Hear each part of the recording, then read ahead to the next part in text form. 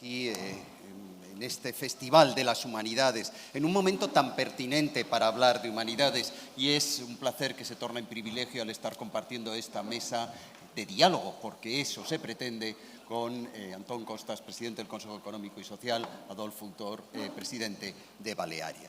Y efectivamente, el tema es atractivo y sugerente en un momento en el que injustamente se están cuestionando y denostando las humanidades. Y digo injustamente porque yo estoy firmemente convencido en el papel tan extraordinario que desempeñan y que pueden desempeñar las humanidades, no solo en el mundo de la empresa, sino en investigaciones de gran alcance y calado que trascienden precisamente el propio ámbito de las humanidades. Pero hoy el tema y la mesa redonda hablaremos de cómo las humanidades desempeñan un papel en el mundo de la empresa.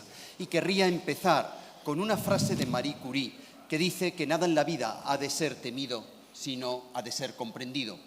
Es momento ahora de comprender más para que podamos temer menos. Pues bien, con esta apelación a la ciencia como esperanza racional, con esta apelación a los saberes, al pensamiento crítico, a las tecnologías y al humanismo, me gustaría encuadrar este debate, porque al hablar de humanidades también hablaremos de los valores que emanan de las humanidades, especialmente en un momento en el que el mundo necesita templanza, mesura, moderación, pero también fortaleza y asunción de la complejidad y la firme convicción de que podemos dar cuenta a los muchos desafíos que tenemos a través de una sabiduría que sepa mediar entre los extremos, a través de nuestra profunda convicción en la ciencia, en el conocimiento, en esa segunda o nueva ilustración en la que yo creo de la que emanan todos los valores de la ciencia y del conocimiento.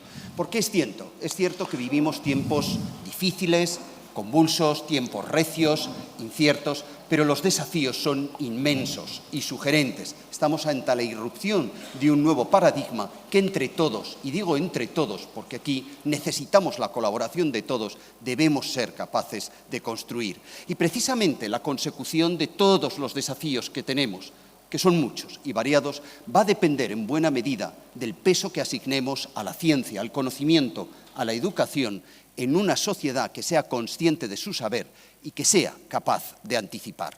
Y fíjense, en esa capacidad de anticipación siempre he creído que reside el concepto de innovación. La innovación no es otra cosa que saber discernir lo que va a ser relevante, ya no en los próximos años, sino en los próximos meses. Pues bien, en este contexto quiero situar este debate y quiero hacerlo trasladando dos bloques de preguntas a los intervinientes.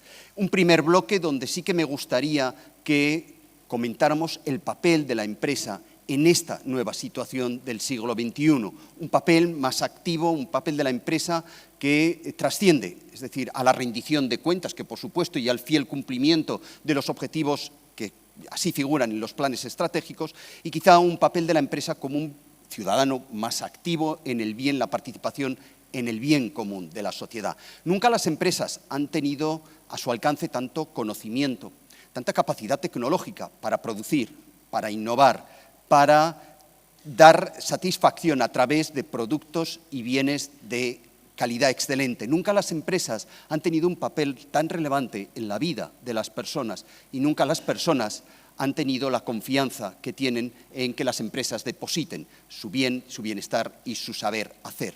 Precisamente en este sentido nos recordaba Ban Ki-moon en la Declaración 2015 de la Agenda 2030 y hacía una llamada a las empresas para que contribuyeran con lo mejor que saben hacer, innovar, gestionar, eficiencia, negocio, porque sin el papel de las empresas nunca íbamos a lograr nuestros objetivos. Pues bien, en esta transición donde todo está mutando, mi primera pregunta es, ¿la empresa es un papel, es decir, se habla de que se debe salir de la minoría de edad, las empresas, y tener un papel que trasciende al mero negocio, a la mera rendición de cuentas, que tenga un papel más activo en el espacio común de la sociedad? Y en ese sentido se contempla a la empresa como un ciudadano con libertad de expresión, con responsabilidades civiles e incluso penales. En ese sentido, mi primera pregunta es, ¿son las empresas ciudadanas, corporativas, deben ocuparse del bien común, además de lo que les es propio? Si es así, ser una buena empresa es ser un buen ciudadano ser un buen ciudadano se nace o se aprende. Empecemos por allí y conforme vayamos siguiendo y avanzando en el transcurso del debate, ya pediré también al público que participe. Vamos a situar el debate en este contexto para a continuación movernos ya al tema central, que es cómo las humanidades pueden incluirse y pueden participar en el mundo de la empresa. Por favor, Antonio. ¿No te apetece a ti comenzar? Por favor, el maestro primero. En primer lugar, muchas gracias y gracias honestas, no solo protocolarias, diría, ¿no? Muchas gracias por la invitación para participar en este festival. Me parece una iniciativa sorprendente y por lo que veo muy exitosa, porque estar a las 8 de la noche y, como decía Leire, un viernes tiene un gran valor. Por lo tanto, a los organizadores y a las personas asistentes, enhorabuena y mi agradecimiento por poder participar hoy aquí con el rector y con el amigo Adolfo, presidente de Balearia. Decía, y no podíamos comenzar por otra pregunta, porque esta es complicada. Vamos a ver, claro, empresa es un concepto muy abstracto, ¿verdad? Porque hasta en términos mercantiles hay empresas muy diferentes. Una persona que intervenía también en el coloquio anterior, he entendido que quería un tipo de economía basada en empresas diferentes a las empresas mercantiles, ¿no? El concepto de empresa es muy amplio y probablemente tendríamos que matizarlo un poquito para poder entendernos y sacar algo útil, alguna conclusión útil, ¿no? La primera es esta. Cuando hablamos de empresa hay que tener en cuenta la diversidad de figuras empresariales que existe. En algunos casos hasta con objetivos muy diferenciados en lo que se llama las empresas mercantiles o, por el contrario, las empresas que ahora se dice de economía social, cooperativas y otro tipo que están muy implantadas en esta zona. En segundo lugar, probablemente la conversación necesitaría hacer alguna distinción, aunque no voy a entrar mucho en ella, entre lo que es una empresa y un negocio, ¿no? Porque me da la impresión de que no es exactamente igual. Una empresa, y después Adolfo que lo diga, aunque les pueda parecer la afirmación demasiado categórico, yo a los grandes empresarios, para mí grandes no es tamaño, a los grandes empresarias que he conocido y que conozco, no van buscando hacerse ricos, cosa que puede quizás sorprender. Van buscando llevar a cabo un proyecto empresarial, que es casi el sentido de su vida. Hace poco, a un gran empresario conocido, paisano, gallego en este sentido, pero empresario español y multinacional, un gestor de fondos de inversión, ha construido en 40 años de vida una gran empresa española de ámbito internacional, y un amigo común, un gestor de fondos de inversión, un día le dijo: oye, ¿por qué no sacamos tu empresa a bolsa y nos haremos ricos? Y vi la reacción del empresario que dijo: pero ¿cómo hacerlo? Si yo no quiero hacerme rico, yo lo que quiero es construir, llevar adelante mi proyecto empresarial. Sin embargo, es posible que lo que llamamos hombres de negocios sí que tengan un objetivo más directamente relacionado con el dinero o la plusvalía. Pero esta es la segunda distinción que querría hacerles, ¿no? La otra es cómo conectamos un poco ese concepto de empresa con la noción de capitalismo o economía de mercado, ¿no? O si quieren ustedes, cómo lo conectamos con la noción de mercados, porque mercados no es exactamente empresa. Las empresas operan, desarrollan su vida en los mercados, como Balearia lo hace, ¿no? Pero no son lo mismo, por lo tanto tenemos empresas, negocios, mercados y capitalismo. No tenemos tiempo, pero deberíamos tener algún tipo de acuerdo sobre esta cuestión. Segunda, para fijar posición. Dicen, miren, un día me preguntaban si el capitalismo era eterno, ¿no? Y mi idea es que no lo es, sencillamente tiene los siglos contados. Es un sistema económico o casi socioeconómico que a lo largo de su historia, que tampoco es muy larga, ha tenido una capacidad de creación de riqueza espectacular. Y a la vez es como un dios Jano, ¿no? Que tiene dos caras, una cara amable y la otra cara perversa. Pero a la vez la historia ha demostrado que no tiene capacidad por sí mismo para distribuir bien esa riqueza que crea. Pero quédense con la primera afirmación, que es cuestionable naturalmente. El sistema capitalista es probablemente el sistema conocido a lo largo de la historia que mayor capacidad de creación de riqueza ha tenido. Es verdad que el capitalismo finisecular, el que va de los años 80 hasta hoy mismo, ha mostrado una piel. Es un libro que me ha editado Josep Ramoneda que se llama La nueva piel del capitalismo, ¿no? Esto es un segundo solo de publicidad. Es verdad, decía, que el capitalismo finisecular a partir de los años 80 ha mostrado una piel tremendamente desigualitaria, ¿no? Pero para que tengamos perspectiva histórica y para mirar para el futuro, para mejorar las cosas en el futuro, si en vez de fijarnos entre los años 80 y los años 2020, si nos fijamos entre los años 1945 a 1975, el capitalismo ayudó a construir la sociedad más igualitaria que a mi juicio hasta ahora hemos conocido. Los 30 gloriosos de los que hablaba Josep Ramoneda en la anterior, los 30 gloriosos son 45, 45, 55, 65, 75. Todo mejoró en esos años.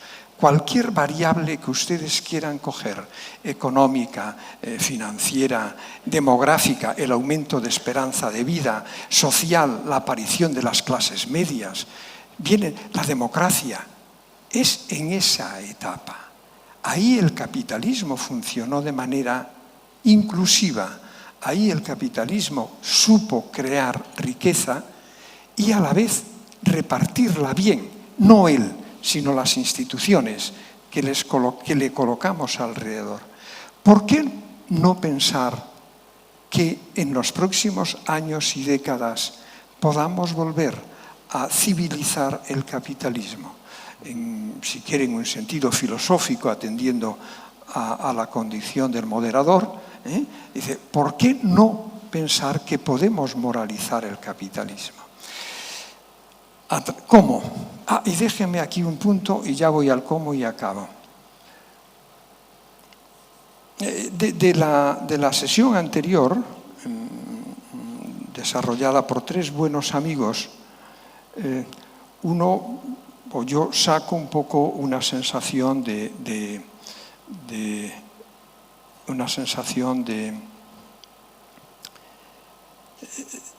un cierto pesimismo, ¿no? De un cierto pesimismo acerca del futuro.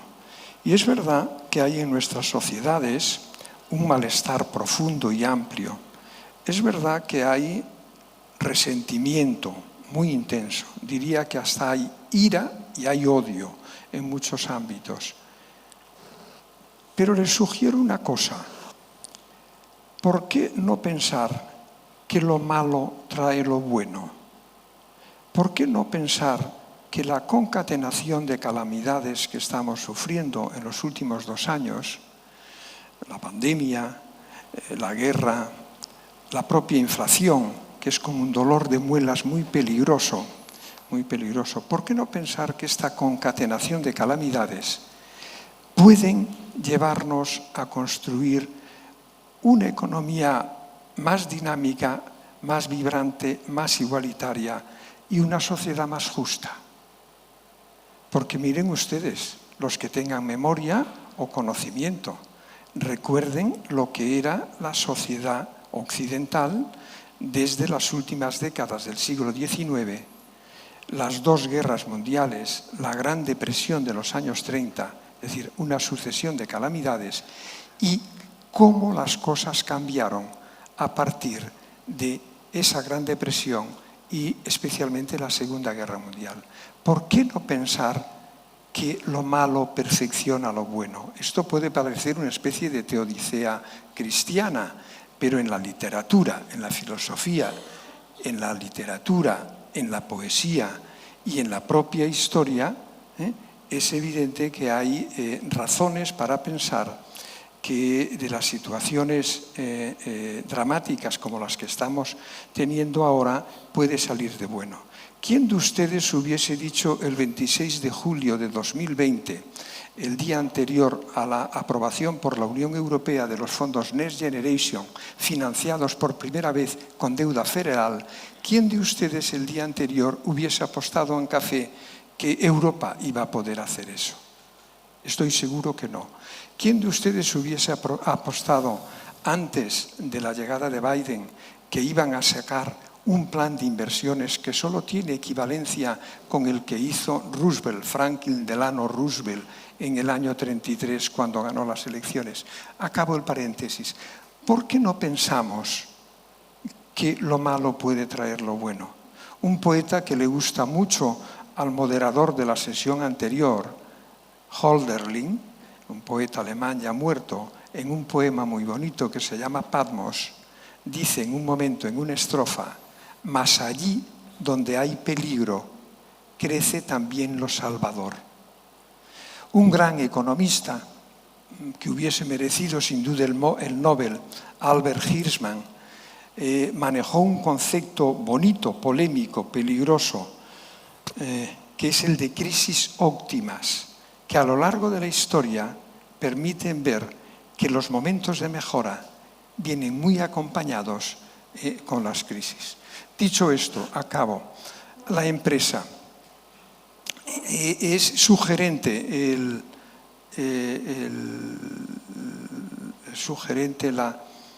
la sugerencia que nos hace el moderador de ver las empresas como ciudadanos. Es bonito desde un punto de vista filosófico. Creo que desde el ámbito jurídico y económico me causa cierta resistencia. ¿Por qué motivo? Porque a los humanos les definimos como sujetos portadores de derechos naturales, ¿no? Hablamos de la Declaración de Derechos Humanos, hablamos en la Revolución Francesa de la Declaración de los Derechos del Hombre, es decir, el hombre en ese sentido de humanidad lo hemos ido dotando de derechos naturales, por decirlo así. Me es difícil concebir esa misma construcción en el ámbito para la empresa. Yo creo que la empresa es un instrumento, uno más, de la sociedad, especialmente la empresa mercantil, la empresa capitalista. He dicho que hay otros modelos. Es un instrumento muy moderno que tiene una gran capacidad para movilizar la creatividad humana. Después hablamos de humanidades. Si uno mira la historia, las grandes empresas fueron creadas realmente por humanistas, casi más que por hombres de negocios, ¿no? Por lo tanto, no lo veo, rector, entiendo un poco la provocación casi que nos haces, pero no le exigiría yo a la empresa más que lo que creo que es su objetivo fundamental, que es producir bienes y servicios que satisfagan necesidades humanas, produciéndolo con el menor coste posible de recursos medioambientales.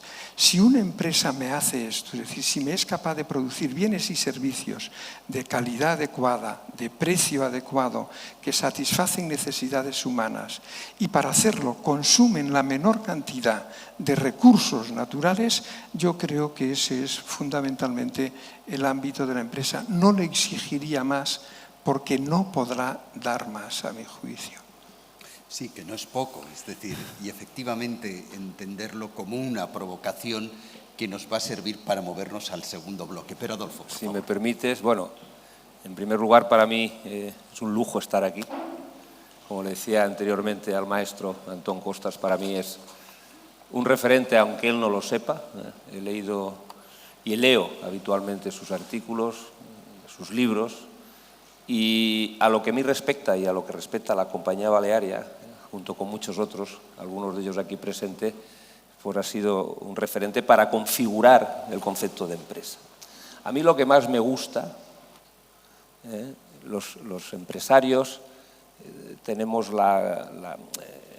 el hábito, la costumbre, de intentar simplificar mucho las cosas, porque tenemos que tomar decisiones y si las complicamos mucho acabamos por no tomar ninguna decisión y decisiones se toman todos los días.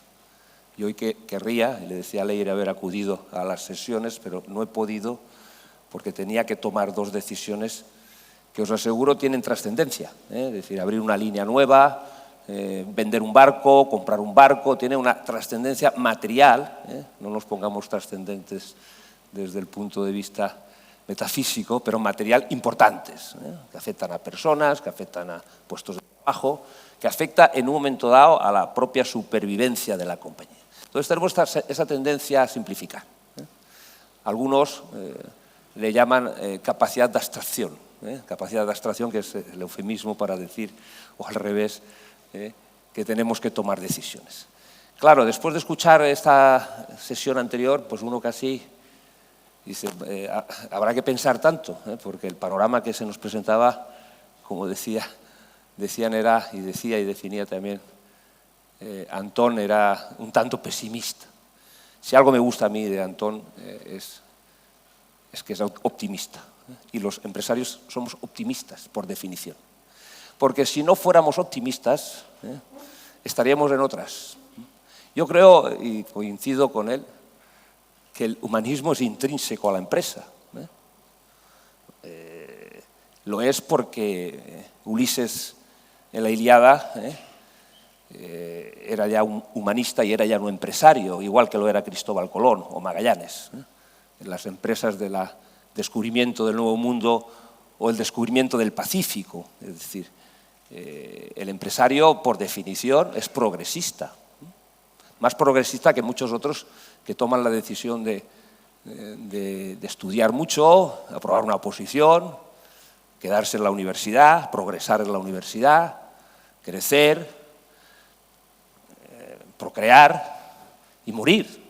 Es decir, eso es perfectamente respetable, pero entiendo yo que el progresismo está precisamente en salir a descubrir, en emprender, en progresar. Yo creo que el progreso es consustancial al ser humano. Y en el mundo hemos estado para progresar. Decía el profesor Mascarell, el responsable de las cuestiones etéreas de la Compañía Balearia, en su introducción anterior nos decía que el conocimiento científico y el conocimiento tecnológico, el conocimiento científico y la ciencia, se convertía en progreso, y el convertirlo en progreso era como consecuencia del trabajo de las empresas. Las empresas convierten el conocimiento científico en progreso científico y tecnológico. Es decir, esa es una labor que tiene la empresa, dando servicios, proveyendo de bienes y servicios a la ciudadanía. Y decía también después él que no precisamente ese progreso científico y ese progreso tecnológico tiene por qué ser progreso humano, porque el progreso científico y tecnológico en estos momentos en los que nos encontramos crece de forma exponencial, ¿no? Y el progreso humano crece de forma lineal. Entonces hay una contradicción que debemos de solventar. Y no siempre el progreso tecnológico y científico es progreso humano. Y ahí es donde precisamente entran las humanidades. Yo considero que el ser empresario es ser progresista. Estoy completamente alineado con las palabras de Antón, que hago mías, porque él también es optimista. Llega un momento en que no se puede uno comer más de un chuletón, y además a cierta edad el chuletón es posible que hasta sea contraproducente. Es decir, llega un momento en la vida de una empresa y de un empresario en que el objetivo de ser rico pasa a un segundo plano. El objetivo pasa por una misión trascendente. Todos tenemos aquí empresarios que yo conozco de primera generación, de segunda generación, que todos tienen una misión trascendente. Y además la misión trascendente es fundamental. Nosotros en Balearia lo tenemos muy sencillo y muy fácil, lo de la misión trascendente, porque nos dedicamos a una actividad milenaria, ¿no? Es decir, el transporte marítimo es algo que existe desde que el hombre tiene conciencia de ser hombre, y además el transporte marítimo es el que facilita el libre comercio, la libre circulación de bienes, de personas, de conocimiento, de cultura. En el libre comercio, en el transporte marítimo está el origen del Mediterráneo, un mar cerrado que gracias a ese libre comercio posibilitó el desarrollo, el crecimiento y el progreso a esa libre circulación de bienes, de personas, de conocimiento y de cultura. Entonces, nuestra labor, nuestra misión trascendente está cantada. Si nosotros nos dedicamos a construir barcos, a abrir líneas marítimas para facilitar el libre comercio del que nos hablaba Adam Smith. Adam Smith nos decía que la riqueza de las naciones y de los países no era la riqueza de cada país, sino la riqueza de todos los países. Y ahí es donde entra el fenómeno también de la globalización y la desglobalización, el libre comercio y la libre circulación. Y eso es lo que hace Balearia, eso es lo que hacemos nosotros. Nosotros construimos barcos, abrimos líneas marítimas y con ello propiciamos el desarrollo, el progreso y el bienestar de los ciudadanos, de los territorios donde implantamos el libre comercio, que va acompañado de la libre competencia, de la libre empresa.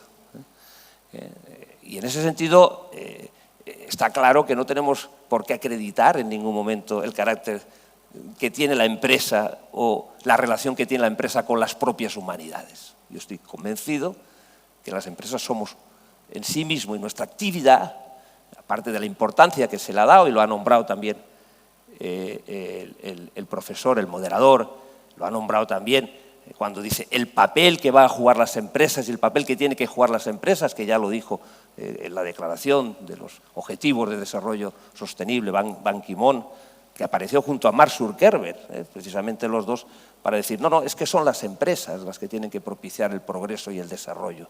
Son las empresas, con la tecnología, con las nuevas tecnologías, que ese es un punto que tenemos que tener muy en cuenta, la inteligencia artificial, el Big Data, el blockchain, la digitalización. Esos instrumentos van a facilitar un crecimiento económico que luego hemos de administrar, y es fundamental ese desarrollo sostenible, siempre con la coletilla, para alcanzar los objetivos de desarrollo sostenible. Sin empresas, que son las catalizadoras de ese avance científico y tecnológico, difícilmente podemos generar valor. Entonces, en ese sentido, el carácter de riesgo, el carácter aventurero, que está reproducido en toda la literatura, no solo en la Odisea, sino también en el Quijote. ¿Quién era el Quijote?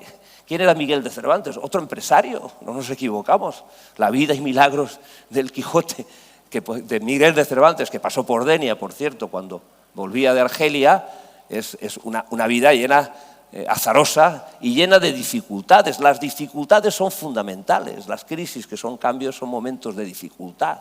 El bienestar prolongado lleva a la autocomplacencia, y la autocomplacencia pues lleva, como ya todos sabemos, a la caída del Imperio Romano, ¿no? En ese sentido, no hablemos ya tampoco pues también de Vargas Llosa. ¿Qué tuvo que hacer? García Márquez, mejor dicho. García Márquez, ¿qué tuvo que hacer García Márquez para publicar 100 años de soledad? Pues tuvo que venderlo todo. Y 100 años de soledad pues es otro referente fundamentalmente para los empresarios. No solo el universo, lo que supone la creatividad. ¿Qué es la innovación? La innovación es creatividad. La innovación es creatividad, creatividad en estado puro, lo que pasa es que transformamos esa creatividad en valor. ¿Estamos para hacer negocio? Evidentemente. Las empresas estamos para hacer negocio. Y no hay nada de malo en ello. Y somos empresarios. Y tampoco hay nada de malo en ello. Igual que los descubridores del Pacífico o del Nuevo Mundo. Lo único que ocurre es que por la educación que hemos tenido, algunos que hemos vivido la transición, el comienzo de las libertades, pues siempre ha habido un cierto complejo. Parece que necesitemos reivindicarnos. El ser empresario parece que eso, incluso tenemos que enseñar, algunos dicen, hay que enseñar a las empresas que aprendan las humanidades, que sepan cuál es su objetivo. Bueno, habrán empresas buenas, habrán grandes empresas, habrán empresas grandes, que no es lo mismo ser una gran empresa que una empresa grande, y habrán malas empresas.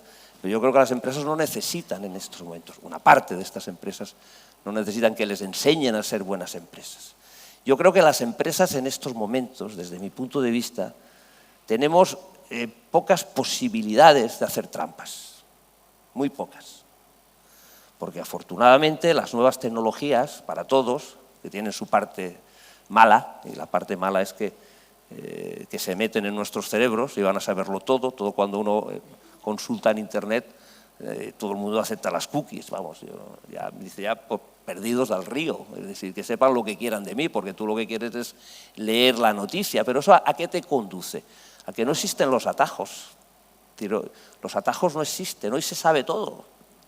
Se tarda más tiempo en decir una mentira, esconderla o hacer una trampa, y lo que tienes que hacer para que no te pillen que en hacer las cosas bien. Creo que eso es una ventaja tremenda para reafirmarse, que es lo que yo pretendo, en ser una empresa sujeto, una empresa ciudadana, una empresa sujeto de obligaciones y de derechos, también de derechos, porque en ocasiones también hay que defenderlas, dado el papel que les han dado a las empresas y que tienen las empresas y que están llamadas a jugar las empresas en el futuro inmediato. Que todo esto cambiará, evidentemente todo esto cambiará, pero ese modelo que nosotros hemos construido de empresa responsable, de buena empresa, está enmarcado dentro de un modelo ético, de comportamiento, de unos objetivos. Nosotros llevamos 10 años en el Pacto Mundial de las Naciones Unidas, cada año hacemos nuestro informe de sostenibilidad, nos sometemos a los indicadores GRI para ver de qué forma evolucionamos desde el punto de vista medioambiental, desde el punto de vista social, desde el punto de vista de la gobernanza. Tema muy importante. Yo soy presidente del Consejo Social de la Universidad de Alicante, ¿no? Y me veo mucho con Antonio Abril, que es el presidente de la conferencia de Consejos Sociales de España, ¿no? Y ayer estuvo aquí el ministro y tuve ocasión de hablar con él, ¿no? Y digo, oye, a ver si las universidades empezamos a espabilar en el tema de la gobernanza, porque yo soy testigo, vamos, a diario de los problemas. Claro, hay un organismo del que forma parte nuestro querido rector, que es la CRUE, que ya suena mal, la CRUE suena mal ya, es decir, la CRUE, a cualquiera que no sepa lo que es la CRUE, yo creo que desde el punto de vista de marketing ya tendrían que haber hecho algún tipo de cambio, ¿no? Es decir, hay que mirar a las empresas, la CRUE porque cruel, ¿no? Cruento, ¿no? Son términos así un poco oscuros, ¿no? Entonces, en ese sentido, desde el punto de vista de la gobernanza, porque las empresas hace mucho tiempo ya que nos estamos preocupando del medio ambiente, mucho, y de la parte social, del concepto de empresa, los stakeholders, los grupos de interés, y de la parte de la gobernanza, que es muy importante. Es decir, de esos 3 elementos que ahora se llaman ESG, ante responsabilidad, hace ya mucho tiempo. El otro día escuchaba yo al presidente de la Fundación Valencia, Toni Bernabé, que anunciaba en una mesa diciendo: hemos empezado a medir la huella de carbono en la ciudad de Valencia. Y yo estaba riendo, me dice, ¿de qué te ríes, tío? Yo llevo 6 años midiendo la huella de carbono. 25 de mis clientes me piden cada año la huella de carbono. Yo tengo un indicador de coeficiencia energética, EIB, que cada año mide el coste de CO2, de emisiones de CO2 por milla, tonelada de mis buques. Y trabajamos todos para que la eficiencia energética sea cada vez mayor. Entonces, claro, la evolución que se está llevando en la empresa en estos ámbitos, del medio ambiente, en el ámbito social.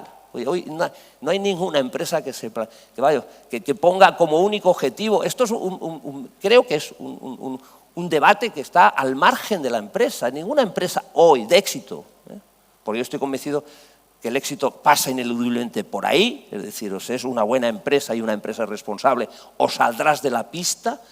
El tema social, el tema de los grupos de interés, el tema de la importancia que tiene la cohesión y la estabilidad de las plantillas. A mí cuando yo he leído también al profesor Antón Costas cuando habla y razona sobre la reforma laboral, eso de la reforma laboral es un cuento.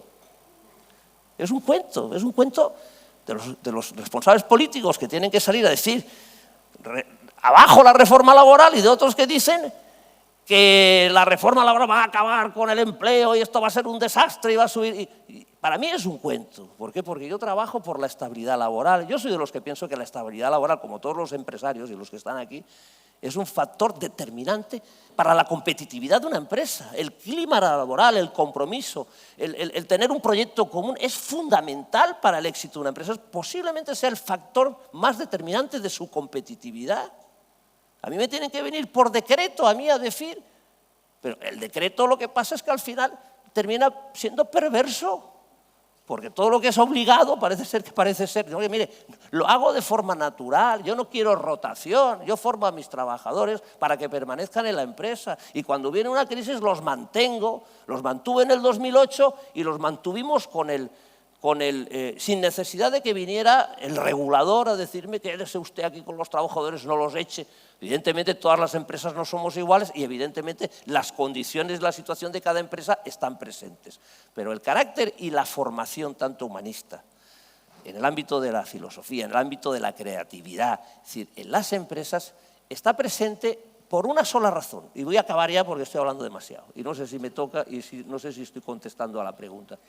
Por una sola razón. Y ahí viendo a Domingo y viendo al presidente de ECNOR, pues no tengo más remedio que acordarme de Adela Cortina, que me dio la razón. Yo simplifico la razón. La ética es rentable. Hacer las cosas bien es rentable en este mundo y en este momento. Hacer las cosas bien es rentable. Entonces, hagamos las cosas bien. El regulador nos puede ayudar en muchas cosas, que por cierto permanece ausente muchas veces. El regulador, por ejemplo, no puede decirme, consuma usted gas, en mi caso, y termino, y creo que tenemos que escuchar al profesor, que yo he venido a escucharlo a él, no a hablar yo.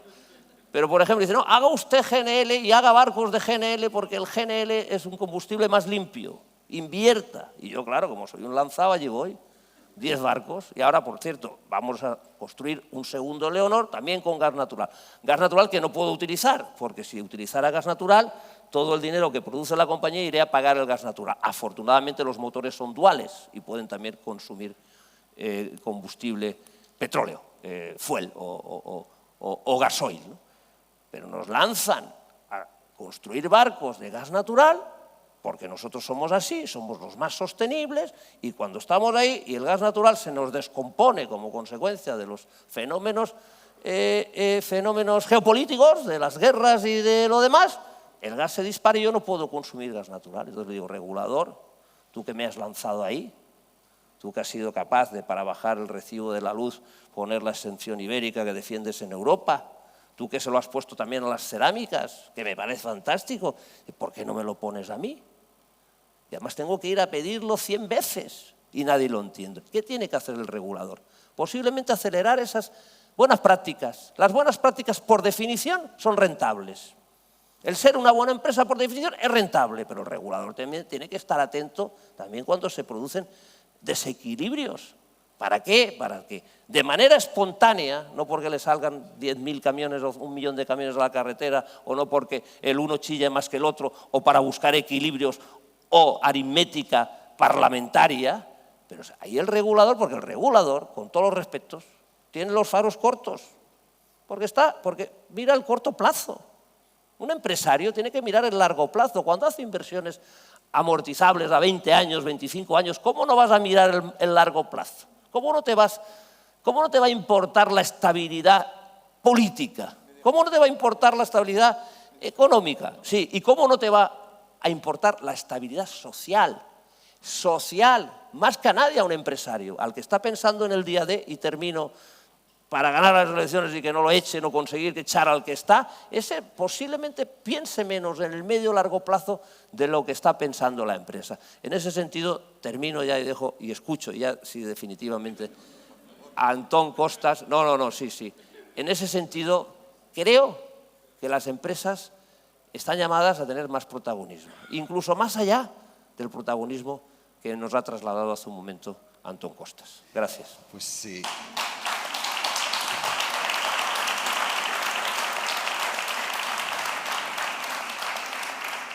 Pues muchas gracias. Con las empresas, lo mismo que con el capitalismo pasa, lo mismo que con el colesterol. Lo hay del bueno y lo hay del malo. Tú eres del colesterol bueno, ¿no?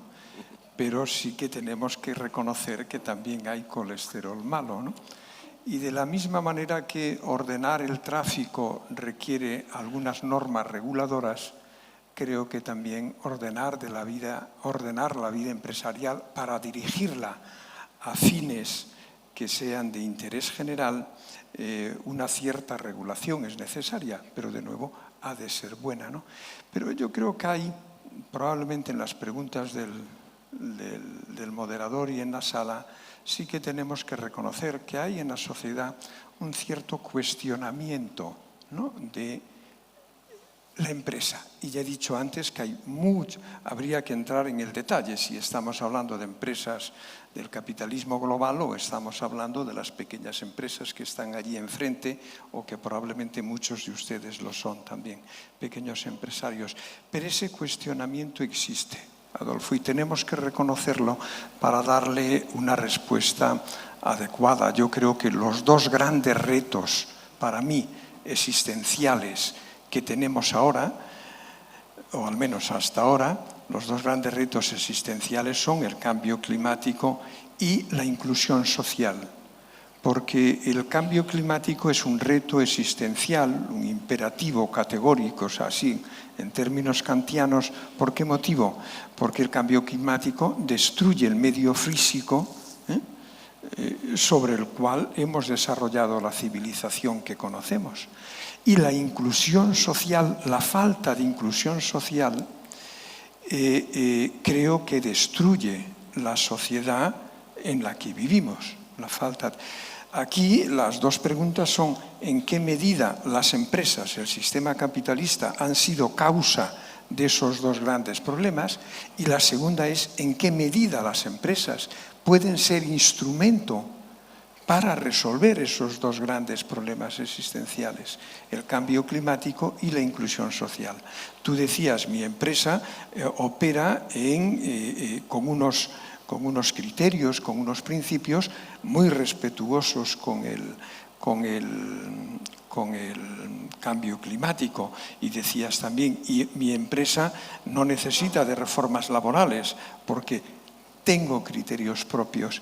Pero creo, vuelvo a lo del colesterol bueno y malo, creo que sí que necesitamos algún tipo de nueva regulación que no es exactamente eso que hemos llamado RSC, la responsabilidad social corporativa, que esa es una amalgama ya difícil de entender. Creo que necesitamos algún tipo de regulación que permita, más que permita, que incentive, que lleve a las empresas, a ser más cuidadosas con el cambio climático. Y dos, y me paro aquí, pero creo que es muy importante, a ser capaces de ser un instrumento muy potente para resolver el problema de la falta de inclusión social. No estoy hablando ahora, cuando hablo de inclusión social, no estoy hablando exactamente de equidad. Estoy hablando de la pérdida de buenos empleos que ha habido en nuestras economías desde hace 30 años, que creo que son la causa básica de los problemas de falta de inclusión social. Y miren una cosa, si me admiten que el problema de inclusión social depende de crear buenos empleos para más personas en más lugares de nuestro país.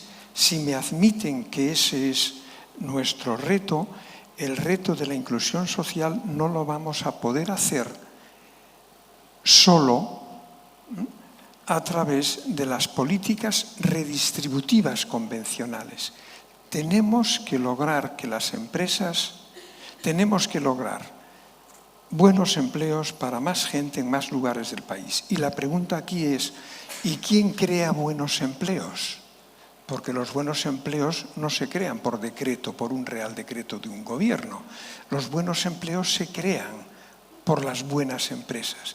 Y aquí es donde tendríamos entonces, Adolfo, que comenzar a ver qué son buenas empresas, qué son buenos empleos.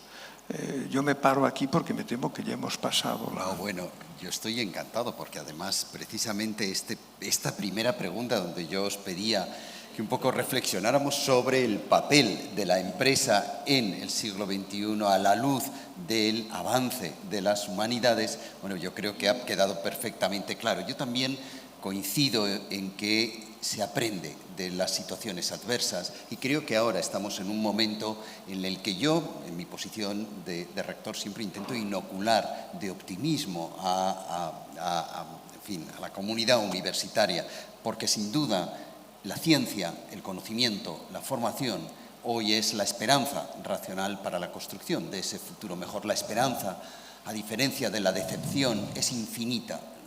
La esperanza es, en definitiva, la pasión por lo posible. Y esa pasión por lo posible implica necesariamente, como ha dicho Adolfo, como tú también señalabas, Antón, la implicación de las empresas, de esa visión de la empresa en que los dos habéis hablado de progreso, de una visión de la empresa como un tractor de creatividad, de una serie de valores que nos llevan, y sí que os voy a pedir una intervención más breve porque luego preguntaré al público, que nos llevan al tema central de la mesa redonda, a hablar de los valores humanísticos y cómo encajan y cómo se incorporan en el mundo de la empresa. ¿Y de qué forma? Antes, en la sesión anterior, una de las personas entre el público hacía una pregunta directa sobre un estudiante de humanidades tiene y puede tener un lugar en el mundo de la empresa. Se habla de los valores hoy y yo hablaba en mi intervención, porque además estoy absolutamente convencido de que debemos caminar hacia una nueva o segunda ilustración donde la razón, como señalaba Adolfo, con mayúsculas, la razón constituye el mejor garante para luchar o para pugnar los dogmatismos, para reivindicar el diálogo, para entronizar el diálogo como forma del pensamiento crítico que nos hace libres de todo dogma, imposición y automatización, para cultivar la perspicacia ilustrada frente a la información acrítica e indiscriminada con la que hoy nos estamos moviendo, para cultivar la duda, para cultivar la crítica. Desconfíen de aquellos que dicen que viven en la certeza absoluta, nos recordaba Caballero Bonal, pero sobre todo también para cultivar otros valores que escuchaba en la sesión anterior, como el respeto, la concordia y la filantropía. Señalaba el señor Burniol, si eres bueno, sabes, y efectivamente eso está directamente relacionado con ese valor que yo reivindico de la filantropía. Pues bien, hoy de lo que se trata es de concebir valores y de mantenerlos, y de eso van las humanidades. Mi pregunta, y sí que os voy a pedir una respuesta un poco más breve. ¿Podemos incluso contestar algo distinto de lo que preguntes? Por favor. Ya lo sabes que sí. Y además es pues yo es que quería enlazar con él. Haz la pregunta y voy a saltarme un poco porque quería enlazar algo sobre lo que estábamos hablando que lo considero interesante. Adelante, por favor. Esto moderador. Es un diálogo y sentiros muy libres, porque de eso va, de que hablemos, de que del diálogo uno siempre sale más enriquecido y más ilustrado. Me comprometo a ser breve, pero haz la pregunta. No, bueno, por favor. No, la pregunta es, y ya por entrar en el centro firme de la mesa, ¿cómo encajan, cómo se pueden incorporar las humanidades a las empresas? ¿Cómo contribuyen las humanidades a dotar de sentido a las empresas? ¿Cómo contribuyen las humanidades precisamente a dar avance a realidades que son tenaces, como la digitalización, la inteligencia artificial, la robotización de los procesos, la implantación de la huella de carbono, que a propósito, en las universidades ya llevamos un tiempo, en fin, implantando las huellas de carbono y apostando por la sostenibilidad. Pero, ¿cómo encaja todo eso? Bueno, yo creo, vamos a ver, ¿me permites, maestro? Naturalmente. Yo creo que a esa contestación ya he respondido anteriormente. Es decir, no tienen que entrar, las humanidades están en la empresa y están desde la Edad Media. Desde la Edad Media están en las empresas, vistas las empresas desde distintos modos, ¿no? Tiene que haber una mayor convicción cuando Juanjo López Burriol hablaba de que con un proyecto financiero que se olviden no vamos a ningún sitio, que lo que hace falta es un proyecto empresarial, o un proyecto industrial. Yo lo del proyecto industrial lo llevo un poco más allá, ¿no? Un proyecto incluso trascendente. Es necesario un proyecto trascendente porque la energía que alimenta realmente el levantarte cada día tiene que ser siempre algo que vaya más allá de lo económico y financiero. Ahora, voy a decir siempre, el negocio es fundamental, ¿eh? Aquí, si no ganas dinero, sales de la pista. Es decir, aquí tienes que ganar dinero y compatibilizarlo con lo otro. Pero yo quiero enlazar con lo que decía Antón anteriormente, de que las empresas, las buenas empresas y la regulación... Yo estoy a favor de la regulación, no nos confundamos, la regulación es fundamental. Me gusta más la regulación positiva, es decir, positiva en el sentido de fomentar y promover las buenas prácticas, ¿no? Y el que lo haga bien, pues premiarlo, más que castigar. Pero bueno, también habrá que castigar al que lo haga mal, ¿no? Pero yo soy más de ese tipo de promoción. Y lo enlazo con el contrato social, ¿no? Es decir, porque yo he llegado a la convicción simplista, y perdonadme, los más académicos, como he dicho antes, de que hacer las cosas bien es rentable. Es decir, que no hay que confundir filantropía, obra social con responsabilidad social. Es decir, hacer las cosas bien y ser una buena empresa está en una línea superior al resultado. Es decir, una empresa forma parte de la sociedad. Una empresa no tiene por qué devolver nada a la sociedad de lo que le ha dado, es sociedad. Estos que salen algunos equivocadamente, yo creo que esto es más una cuestión de formación y de cultura. Yo devuelvo a la sociedad lo que me ha dado la sociedad. No, error. Uno puede hacer las cosas por convicción, porque las empresas y los seres humanos nos encontramos bien haciendo las cosas bien. Hacemos las cosas bien porque eso da resultados, está por encima. Y yo, ¿qué estoy diciendo y qué quiero decir con todo esto? Que la sociedad, tú tienes que dar un buen servicio siempre y tener un buen producto.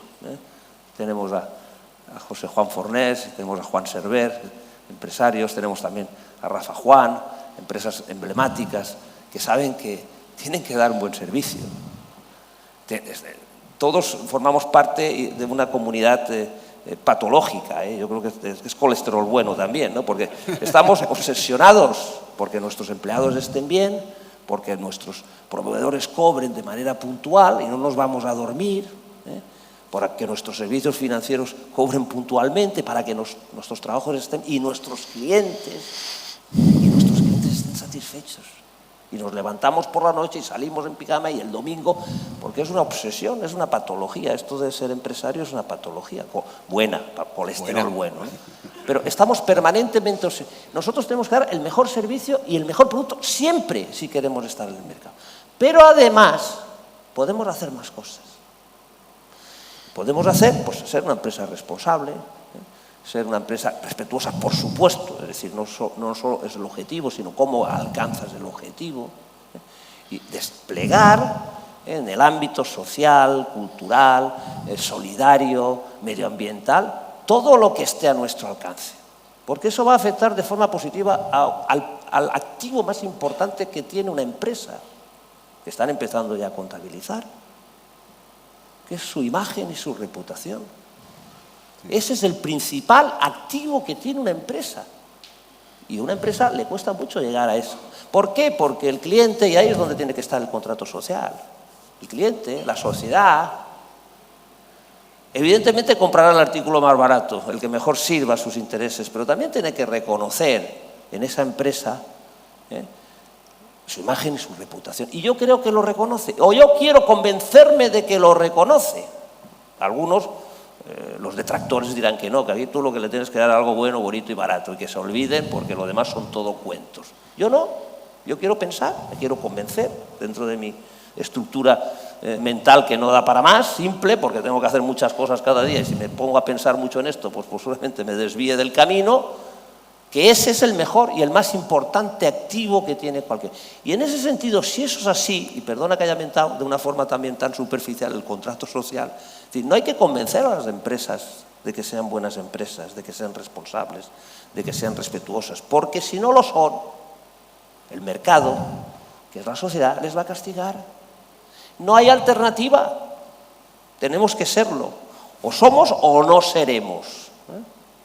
Y en ese sentido, yo creo que ahí también la sociedad, esos que van a comprar al menú más barato, donde el restaurador, pues para dar el menú más barato trabaja toda la familia o tiene contratos a 4, pues a lo mejor tendrá que pensar que no puede ir a comer un menú de 8 o 9 euros o 10 euros y al mismo tiempo ser el abanderado de la justicia social. Pues a lo mejor tiene que pensar que hay que dignificar también a determinadas actividades empresariales que se ven de alguna forma también esclavizadas de muchos que están muy bien porque el sistema les ha permitido estar muy bien, porque en este país hay trabajadores que están muy bien y que tienen muchas vacaciones y muy buen salario y muchos derechos, y luego hay otros trabajadores que no están tan bien, pero esos que están tan bien también tendrían que redistribuir un poco, y no quiero referirme a ningún ámbito en concreto.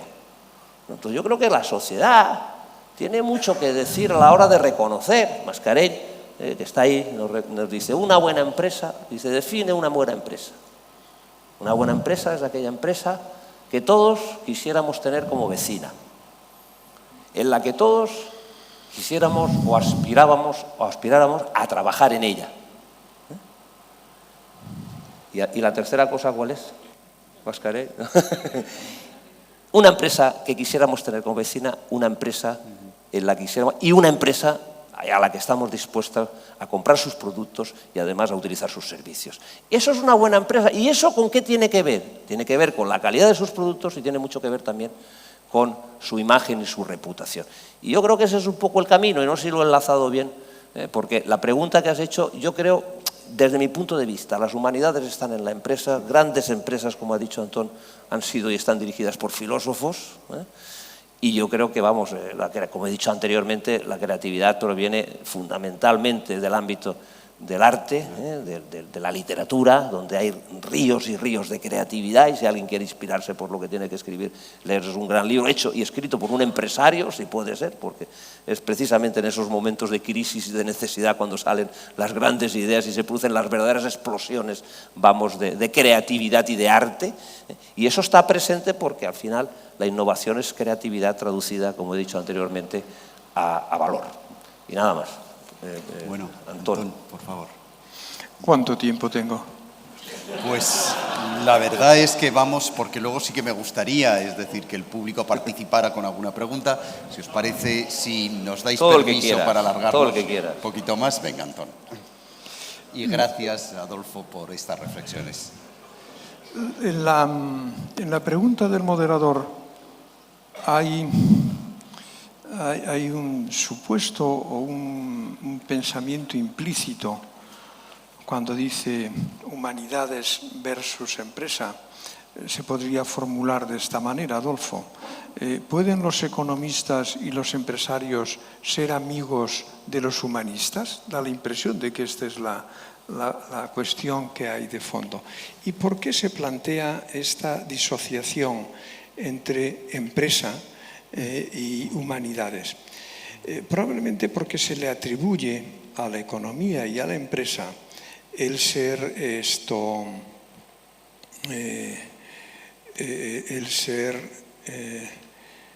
entes que solo cuya motivación, cuya conducta solo está motivada por un objetivo, que es el hacer dinero, ¿no? Mientras que en las humanidades vemos un mundo de disciplinas y un mundo de conductas humanas que tienen muchas más motivaciones que el hacer dinero. Yo supongo que esto es la idea, ¿no? ¿Por qué esta disociación entre...?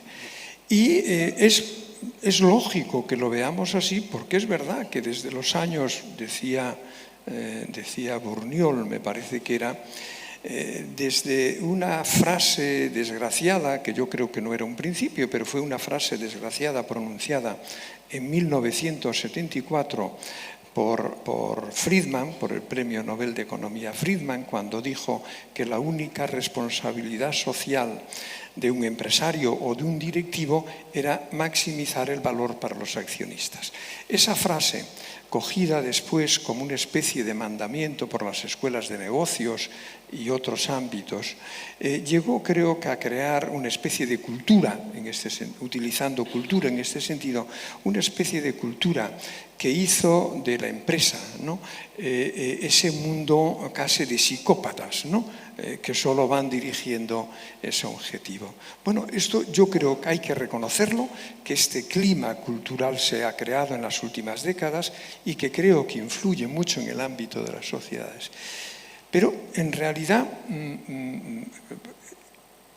creo que no es y no debe ser así, y que tenemos que construir, que es lo que creo que tú planteas, una cultura empresarial que sea capaz de integrar las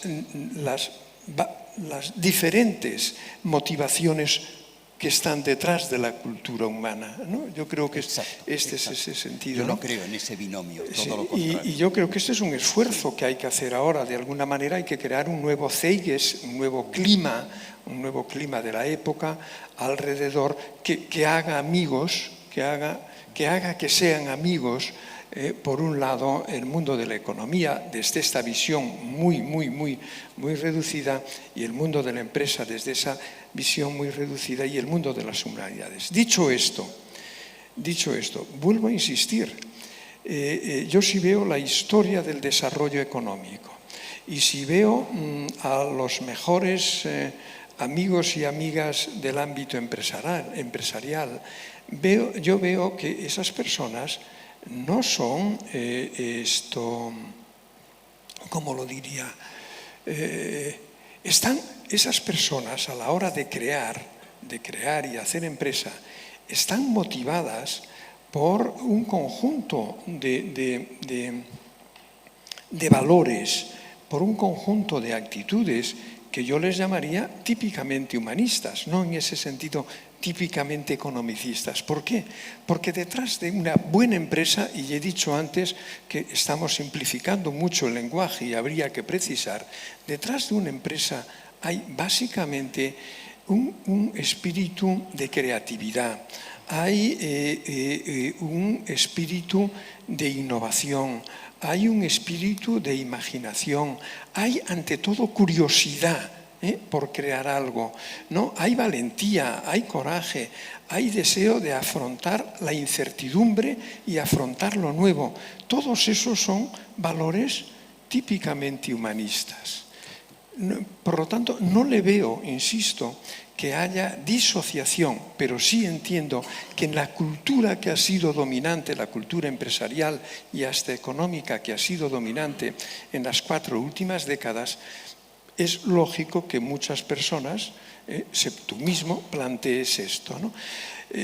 Yo acabo. Lo venía diciendo desde hace unos años y no era una expresión retórica. Hoy es evidente. Hemos entrado en una nueva era.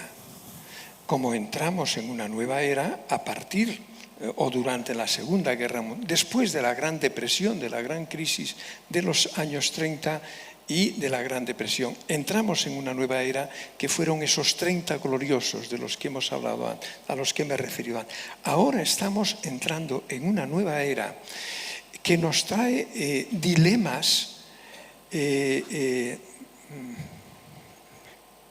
quiero hacerlo corto y me cuesta, ¿no? Que nos trae dilemas asombrosos. Lo voy a situar, esos dilemas, en el mundo de la empresa. Yo hasta hace 1 año y 3 meses o 4 pertenecía al Consejo de Administración de varias empresas conocidas y notaba cómo nosotros gestionamos, una de ellas, una empresa farmacéutica conocida, y cómo gestionábamos desde la empresa, cómo gestionábamos la actividad, cómo haría un tuerto, es decir, con un solo ojo, mirando a un solo objetivo. Ese objetivo era reducción de costes, que uno tiene que estar buscándolos, no necesariamente laborales, y buscar la maximización de la rentabilidad, la eficiencia, ¿me entiende? Es decir, nosotros gestionábamos, y todos ustedes, si han estado o están al frente de algún tipo de empresa, grande o pequeña, han estado obsesionados en estas décadas por la eficiencia. No es que la empresa farmacéutica no quisiera tener en los almacenes stock de materia que viene de China, es que no queríamos tener ni almacenes, queríamos el just in time, que es la idea de eficiencia. Y esto era lógico. ¿Qué ha pasado ahora en esta nueva era, con la pandemia y ahora con la guerra? Que ahora nos hemos dado cuenta que no podemos gestionar las empresas, ni la vida cotidiana, ni un país siendo tuertos. Ahora resulta que tenemos que estar gestionando como mínimo con 2 ojos, mirando a 2 objetivos. ¿Cuáles son esos 2 objetivos? Uno, la eficiencia. Otro, la seguridad. ¿La seguridad de qué? La seguridad de que las actividades empresariales puedan seguir funcionando al margen de que haya pandemia o que haya guerra. La seguridad de que podemos desarrollar la vida sin que haya amenazas serias de corte de suministro energético. Es decir, la idea de seguridad, que yo creo que será la palabra del año para la Real Academia, la idea de seguridad se nos ha metido dentro. Y esto nos plantea un dilema muy importante para todos nosotros en todos los ámbitos en los que nos movamos. ¿Cómo vamos a buscar? Cuando tengo un solo objetivo, el criterio está claro, maximizar ese objetivo, obtener lo más de él.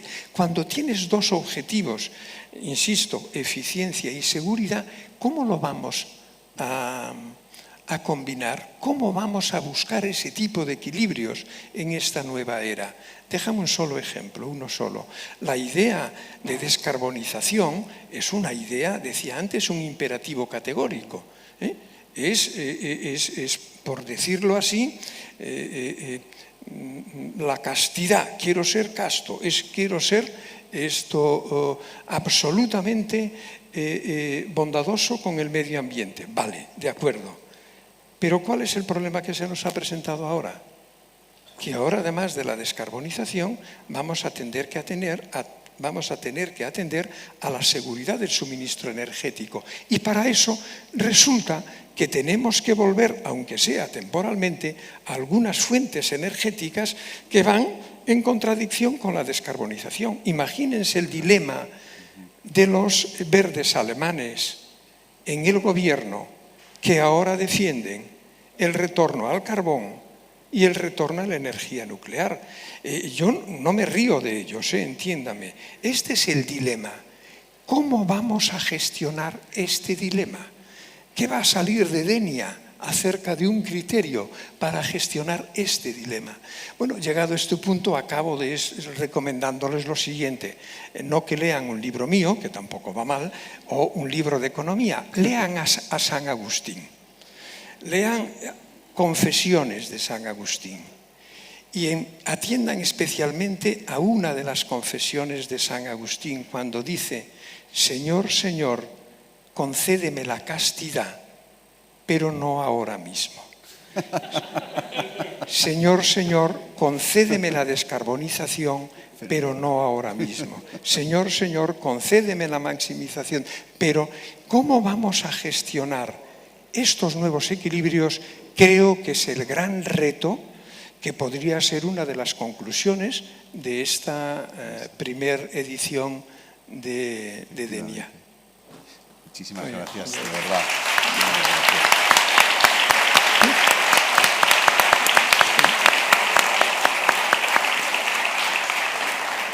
Sin duda puede ser el gran titular que además con suma clarividencia has expresado y con el que, bueno, pues yo creo que todos estamos de acuerdo. Sí que me gustaría dirigirme al público, a la audiencia y pedirles si quieren plantear alguna pregunta rápida, porque ya estamos fuera de tiempo, pero la verdad es que son muchos los temas, el tema es apasionante y muy sugerente y yo de verdad que he tomado muchas notas y podríamos estar, en fin, ojalá podamos seguir teniendo este diálogo. ¿Hay alguna pregunta que quieran plantear, por favor? Sí, primero agradecer muy sinceramente las ponencias de esta tarde, la anterior y esta, porque han sido brillantísimas. La primera nos dejó un poco preocupados porque quizás no hayamos hecho bien los deberes, ¿no? Y yo creo que el empresario, pues eso, necesita estado de ánimo positivo, colesterol bueno, ¿no?, para ir haciendo las cosas.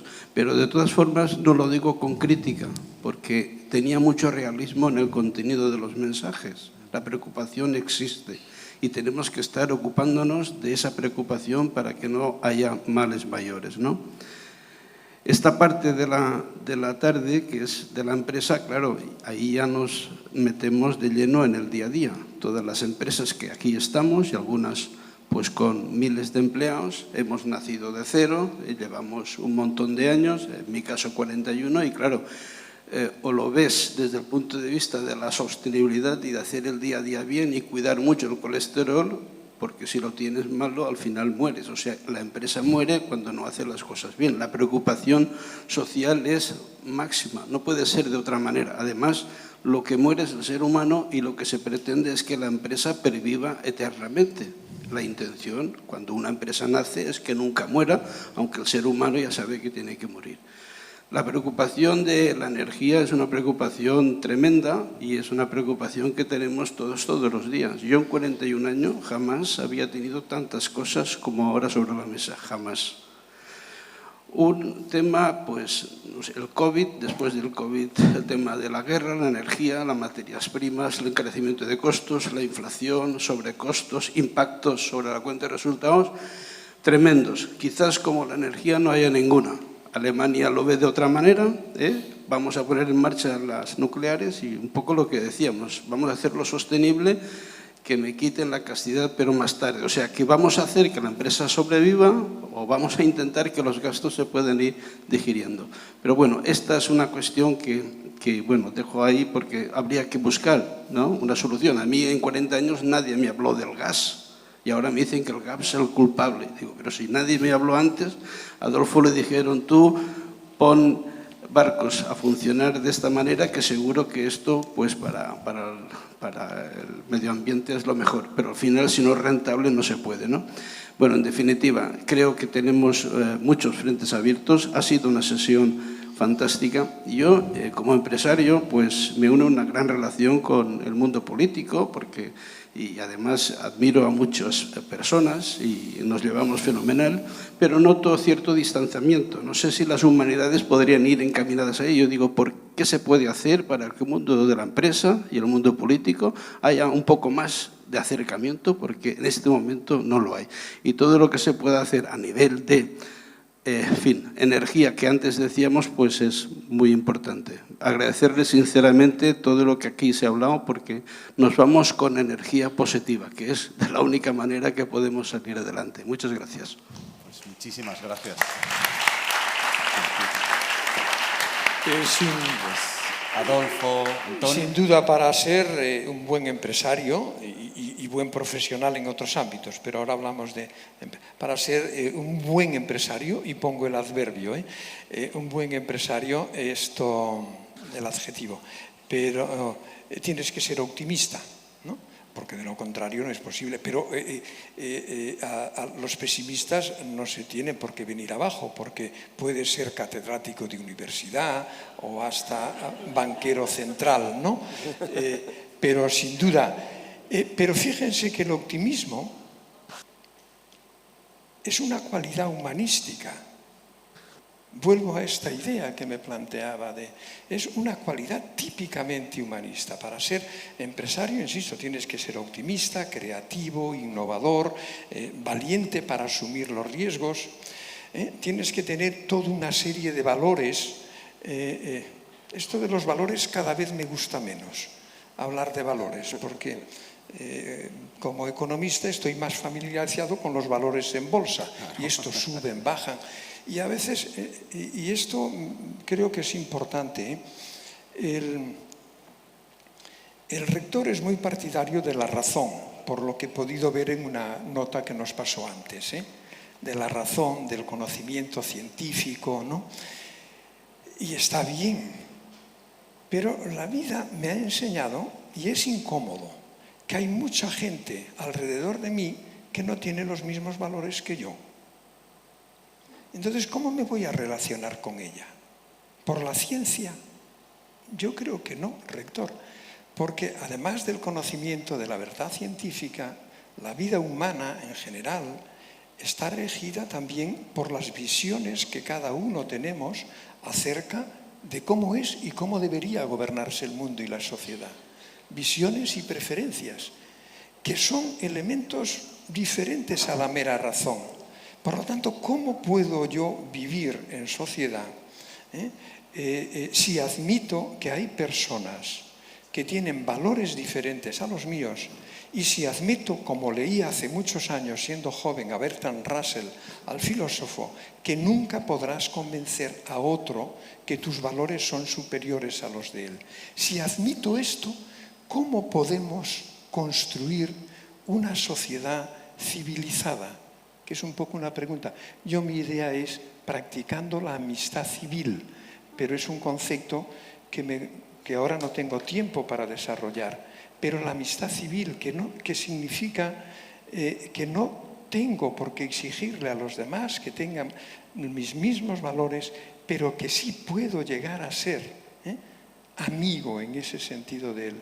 Pero si nos pasamos la vida escupiendo al otro, dándole patadas, insultándole, ¿cómo podemos creer que después sus amigos políticos, ¿no?, lleguen un día a abrazarse? Dice, no lo podrán, no porque el otro no lo quiera, es que los partidarios de su amigo político no entenderán cómo, después de haber estado insultando, echándose escupidajos de todo tipo, dando patadas, llega un día y se abrazan. No lo podrá. Yo creo que de verdad tenemos que practicar un poco esa amistad civil que parte del reconocimiento de que somos personas todos, pero tenemos valores muy distintos, que no podremos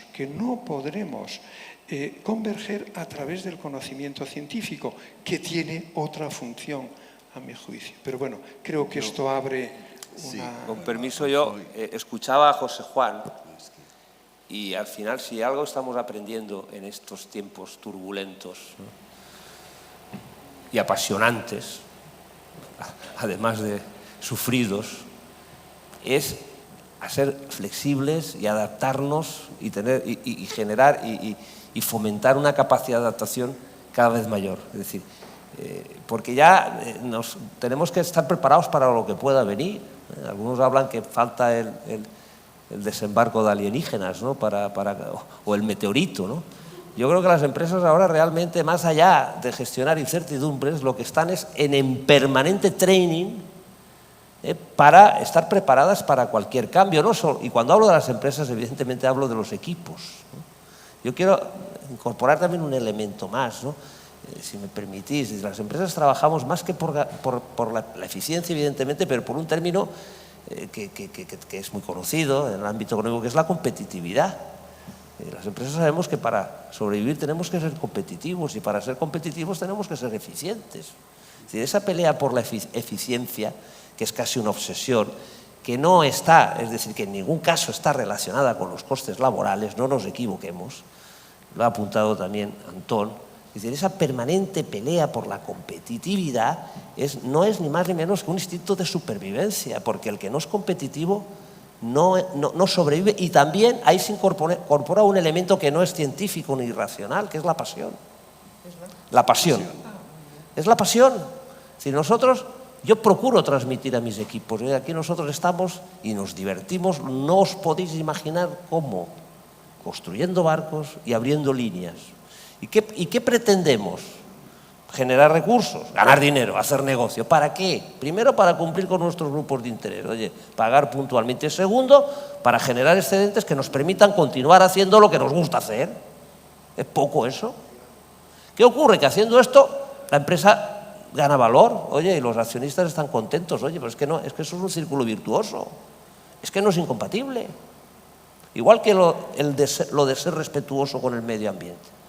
Cuanto más eficientes sean los barcos, más eficientes, cuanto menor sea el consumo, menos emisiones y más barata será la energía, porque con la misma energía serás capaz. Otra cosa es elegir la energía y acertar. Esa es otra, que ahí es donde posiblemente nos hemos equivocado, ¿no? Pero la obsesión de la mayoría de las empresas cuando adquieren, luego uno ya se preocupa, porque los que aquí estamos, aquí estos tres amigos que tengo y Federico que está allí también, pues ya somos veteranos, ¿eh? Ya estamos preocupándonos a ver qué va a pasar mañana y quién va a dar continuidad a esto, eso que llaman la transición generacional y todas esas cosas que tanto preocupan el legado y también. Pero todo eso tiene un componente también emocional. En la empresa hay muchas más emociones, te puedo garantizar yo, muchas más emociones que puede haber en cualquier otra actividad funcionarial, ¿eh? Y las emociones y los sentimientos y la creatividad y la pasión y el riesgo y la valentía, todo eso son, como bien dice mi querido Antón, son valores humanísticos. ¿Qué vamos a descubrir? Claro, algunos lo hacen y no lo saben, eso es otro problema. Igual algunos lo hacen y no lo saben, pero a lo mejor el espejo tiene que ser la empresa para muchas otras áreas de actividad, ¿eh? Las buenas empresas o las empresas que lo hacen porque instintivamente, porque yo creo que hay un componente instintivo, es decir, hay instinto en las decisiones de las empresas harán caso a los economistas, harán caso a los abogados y harán caso a todos los informes y previsiones y presupuestos que se puedan hacer. Pero luego hay un elemento que es el instinto, que te dice, sí, bien, todo esto está muy bien, pero nosotros vamos por aquí. Y hay unos intangibles que son muy difíciles de evaluar. Con la inteligencia artificial, cuidado con la inteligencia artificial, pues puede meter en algún lío. Pero la inteligencia artificial no va a dejar de ser otra información más con la que vas a contar a la hora de tomar decisiones. ¿Qué es lo que hacemos? Perdona, Antón. Ahora se me ocurría que quizá podríamos construir un mundo mejor si en vez de estar hablando continuamente de valores, porque insisto, los valores cada uno tiene los suyos y no vamos a converger en ellos, si en vez de hablar de valores nos acostumbrásemos a hablar más de virtudes, porque en las virtudes sí que podemos coincidir. Virtudes tanto las cardinales, digo para aquellos que no hayan estudiado en su momento esto, que hay dos tipos de virtudes, las cardinales y las teologales, ¿no? Las cardinales eran prudencia, justicia, fortaleza, para enfrentar situaciones duras y templanza. Yo creo que en nuestra vida social, colectiva y en ocasiones empresarial faltan ese tipo de virtudes, ¿no? Las teologales saben que eran fe, esperanza y caridad, que no vale mal también el practicarlas. Pero pienso ahora, si nos orientásemos a practicar más las virtudes cardinales, ser prudentes, que decía Adam Smith, el gran Adam Smith allí en 1776, que la principal virtud de un empresario era la prudencia. Si fuésemos prudentes, ¿no? Si fuésemos justos, si tuviésemos un principio claro de justicia, ¿no? Si fuésemos más fuertes frente a las contingencias y a las calamidades de la vida cotidiana, ¿no? Y si fuésemos templados, a lo mejor podríamos construir una economía más vibrante y una sociedad un poco más justa. Perdónenme, pero es que, claro, a esta hora de la noche uno ya se deja llevar por... Bueno, pues no lo sé si hay una pregunta a tiempo, pero yo creo que ya una pregunta rápida, si quieren, ya concluiremos. Y sí que me gustaría hacer un apunte, porque efectivamente los valores racionales a los que yo hago referencia... ¿Hay alguien que quiere preguntar? Sí, a ver. Ale. Es que me están cegando Aguántamelo los... tú, que si no le liamos. No, más que pregunta, yo quería hacer una reflexión, ¿no? Porque hemos hablado de objetivos de la empresa. Bueno, primero todo me presento, yo soy Alex, trabajo en Balearia y aparte estudio en la UNED Administración y Dirección de Empresas.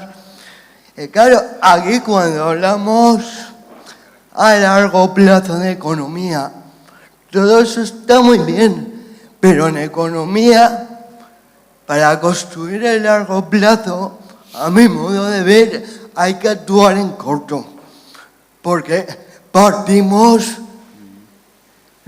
a lo largo de la historia dos dicotomías, ¿no?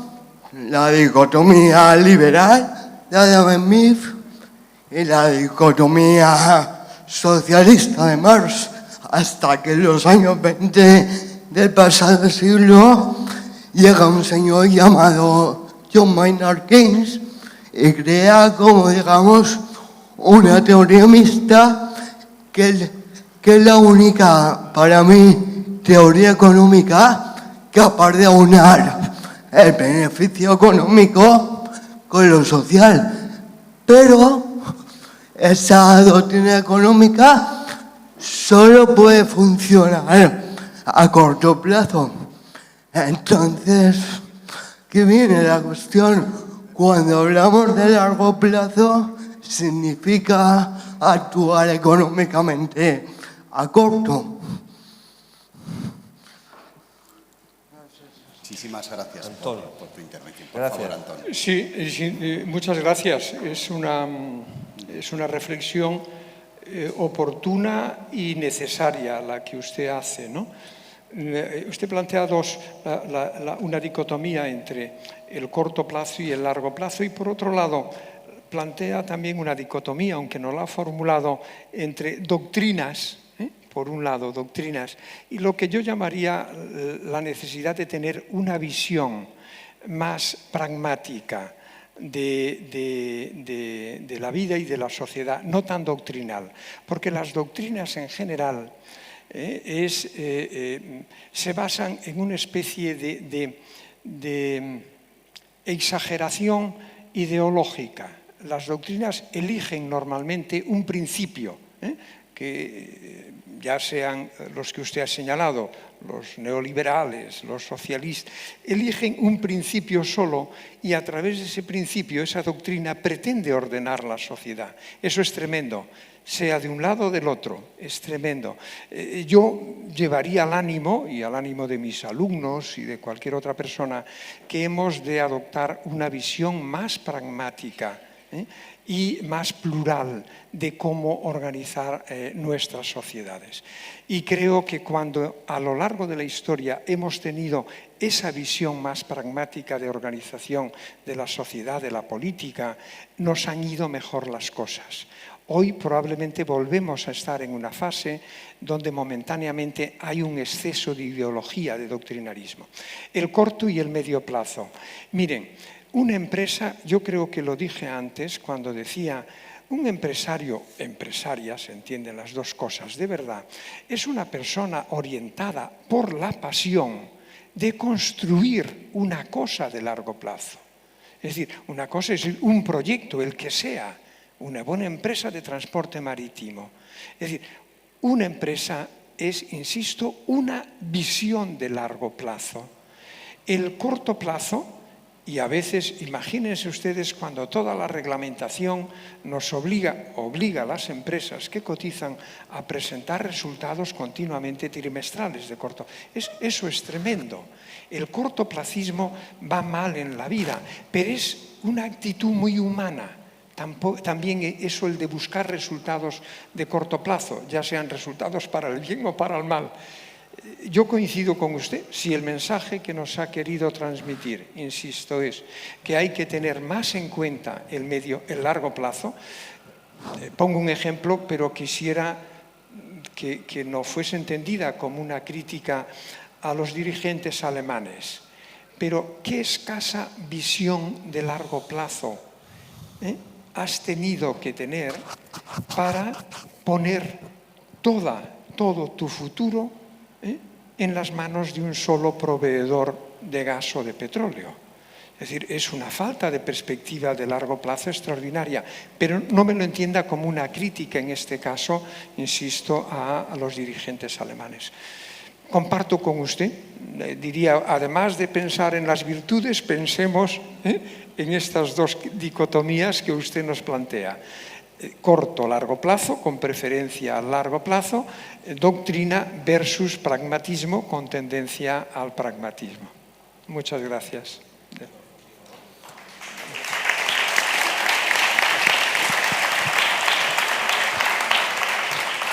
Yo no iba a hablar, pero ya que me das la palabra, en cuanto a largo plazo, vamos, ahí coincido y antes lo he expuesto, ¿no? Es decir, el planteamiento de la empresa es de largo plazo y en ocasiones el planteamiento de empresas se ve interrumpido, ¿no? por ofertas, como hablaba antes Antón, de salidas a bolsa que ya te condicionan, o la llegada de un fondo de inversión, que inmediatamente quiere participar y cambia el planteamiento de la empresa y el concepto de la empresa, porque ya está pensando en términos financieros y está pensando ya en el resultado inmediato, es decir, está pensando en el corto plazo, ¿no?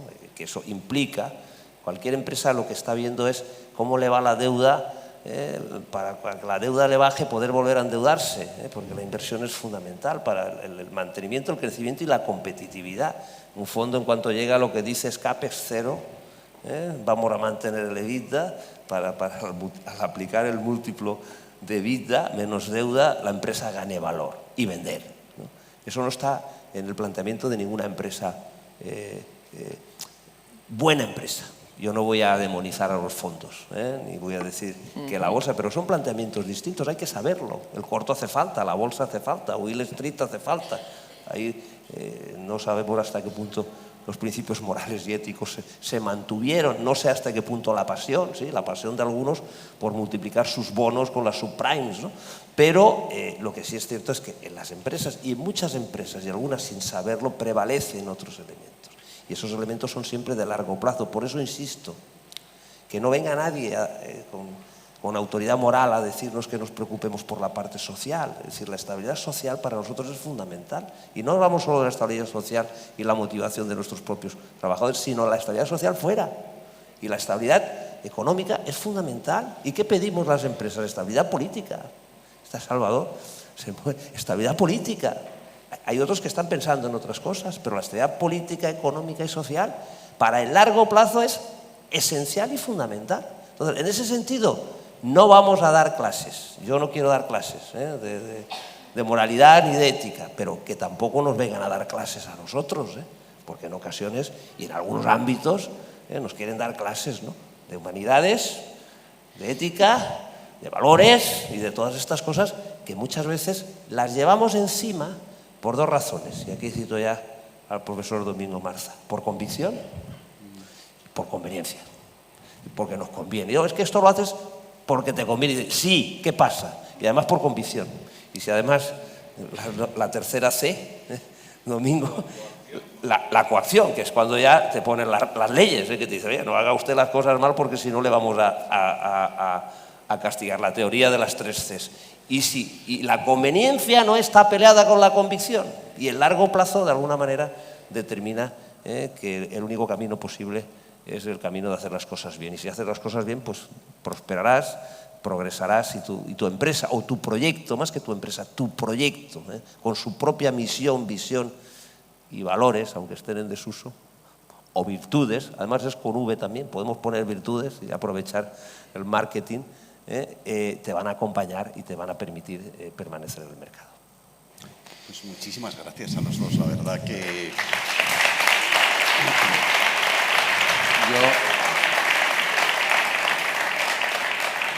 yo os doy las gracias precisamente por fomentar un diálogo tan productivo y tan enriquecedor.